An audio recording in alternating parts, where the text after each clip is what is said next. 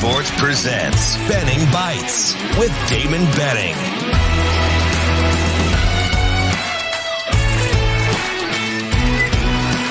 Benning Bites with Damon Benning. Another episode of Benning Bites. We appreciate you being a part of what we do. It's a big deal without you folks giving me some of the ideas and letting me know what you want to talk about. If you could just pull me to the side for a couple, 2, 3, 4, 5 minutes, it wouldn't be like this. So I appreciate you however you get us. Apple, Google, Spotify. Just keep doing what you're doing. This thing has been huge, and you are a big part of it. And the cool thing was, I didn't even want to do it. I was not super comfortable talking to myself. But with vision comes opportunity, and I am kind of settling in because I think I know what you want, what I'm comfortable doing, what I think is kind of a happy medium. So, man, it has been a good thing. So keep sending me the things that you want to know about and that you want me to talk about. And it doesn't just have to be Nebraska related, but since we're on a roll, my guy, Coach Rhule, just not continuing to knock it out of the park with another press conference on Saturday in which he was very, very, I think, poignant is the word, direct, very specific about what he's after for this program. And a couple of days ago, I was kind of speculating. I was like, oh, I think I got it, light bulb. I think the light bulb went on. Pretty intense, pretty I think it's the fact he just doesn't want anyone to rest, right? The difference between negotiating because we are in Nebraska, we think positively, and because we are in Nebraska or have been Nebraska, we need to get better. And, man, did he hammer that thing home on Saturday. There will be no sense of entitlement. I can't tell you how important I'm getting the sense, and just listening to him, it's totally magnified. He's just not. You're just not going to rest. You're just not going to be driving to Glasgow, Missouri, and putting that thing on cruise control. You will be using your gas pedal, using the brake pedal, both hands on the wheel, being alert and cognizant. And he hit on a word that Drew Down and I were talking about yesterday, situational awareness. Where am I? What am I doing? Like, just imagine if you had the ability, or you're doing that daily, where you're in a moment and you're taking self-inventory real time. It is a very difficult skill. Where am I? What am I doing? Just imagine the power that's in that as you make decisions by the minute. Do I eat this? Do I not eat this? Do I go on this walk? Do I not go on the walk? Do I make time to lay the tuna helper out? Do I not? Do I have this conversation with my boss? Do I hold this student accountable? Do I call this parent? Where am I and what am I doing? And it's not muscle memory. It's kind of an emotional response and conditioned thinking. I know I'm not talking Pavlov, like every time you hear the bell ring, it's like, get the cheese. Or the bone or the dog food or whatever Pavlov used. It was a dog, right?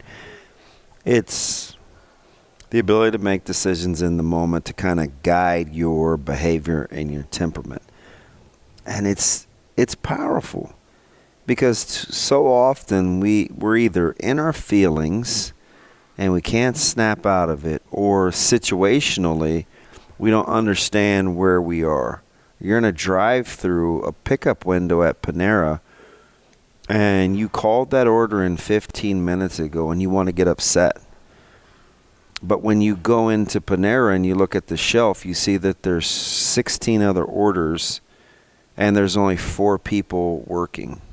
So you think to yourself, where am I? What am I doing? Well, you're at Panera and you're being cognizant of the situation around you, and you should be able to understand, it's not quite ready yet because they're short-handed. Like, that's going to guide your behavior on how you deal with that current situation. Right? It's 3rd and 7. and you've been scouting, they got all the chains, what I call chains routes or stick routes, right? They get to the sticks, they get to the chains. Speed outs, hitches, choice routes, look-ins, slants. So if I'm 5-6 yards off the ball and it's 3rd and 6, do I need to give ground? Well, let me ask myself, where am I and what am I doing? I'm here in this game. It's 3rd down. What am I doing? I'm thinking or I'm playing a 3rd down situation. What are the 3rd down routes? That's going to dictate my behavior. So it helps you stay in the moment. And he talked about intentionality last week, and tell me he isn't doubling down.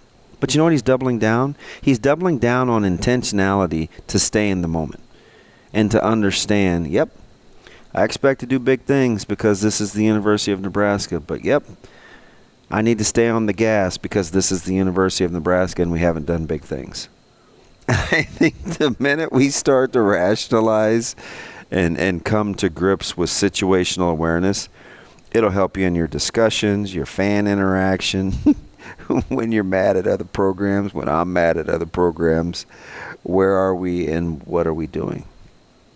And I just think, he's driven because he loves the sport, which I know. Like, that's unequivocally 100% true. Loves football, loves coaching football. And I think he loves young people.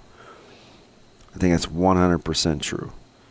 And so when those two worlds collide, he's always thinking with his staff, okay, what's best for both things? And the duality of managing that is what drives him. That's just why I think he prefers his seat a little warm when he sits down, so he can't get too comfortable. And he certainly doesn't want his staff to get comfortable. Most surely does not want his team to get comfortable. Because a little edge in battling through conflict, embracing the struggle, the grind, how rewarding it is. Did I earn $1 million versus was I given $1 million? Now, you'd like both. But if you're talking about real joy and embracing the evolution of it, it's most certainly earning $1 million. Because when you embrace the process and you fall in love with the process, then the sense of entitlement starts to go away. And that's what he's trying to build. The sequential growth, embracing the grind, falling in love with the process, not being so results driven. So when you don't get it, you got your bottom lip pouted, stuck out like, what about me? No. Embrace the grind. Where am I and what am I doing? I'm here for my teammates. I'm here for my university. I'm here for my family. I'm trying to be the best person that I can be. Autocorrect. I've been pouting. I just pulled 3 teammates to the side, and I'm complaining that I didn't get the last 6 reps. How does that line up? Well, the answer is it doesn't. Not if you're cognizant of what you're called to do. And that's all he's after. I think he's going to continue to drive that bad boy home.